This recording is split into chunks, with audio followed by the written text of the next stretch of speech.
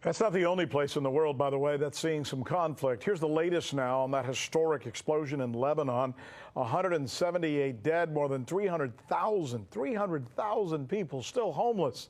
And then there's this, a president who refuses to step down and is not ready to rule out that the cause of the blast was a missile attack.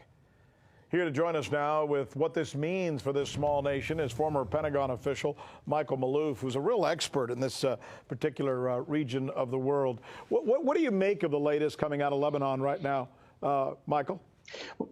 Well, I think it's confusion. I think what you're seeing is a race by the West to try and offset any effort by Lebanon to look eastward. I think that this is a very important thing, particularly for the financing and the need for reform.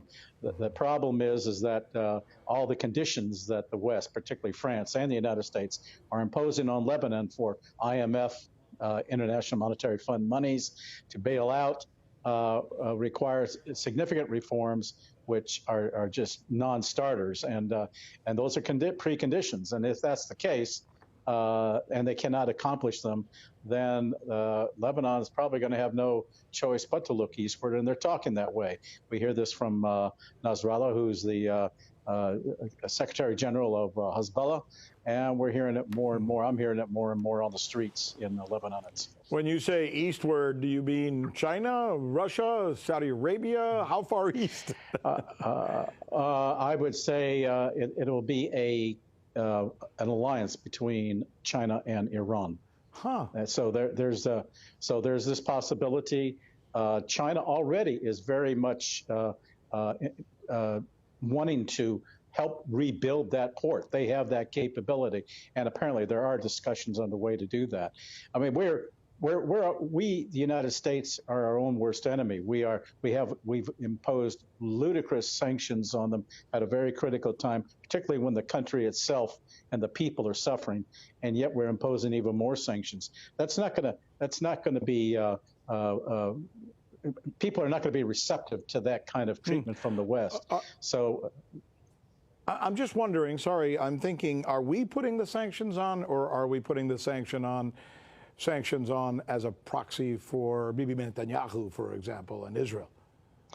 Well, it's probably both of them. I mean, this helps Netanyahu because the target ultimately is Hezbollah. Because Hezbollah is well ingrained in the country, in its leadership, and its politics. And this is something that I think Netanyahu, more than anything, needs right now is a victory to upset Hezbollah and to ensure that it does not go either eastward or that things remain the same. I think what could ultimately happen if there's chaos that continues is that I would not rule out, and this is just Mike Maloof talking, that Syria marches troops back in again. Because we're hearing that France is considering putting in some troops in to try to maintain order at this point, and it's getting worse and worse.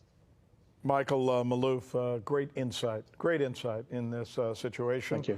Which we will continue to watch, and we thank you, Michael, for joining us and sharing that insight with us.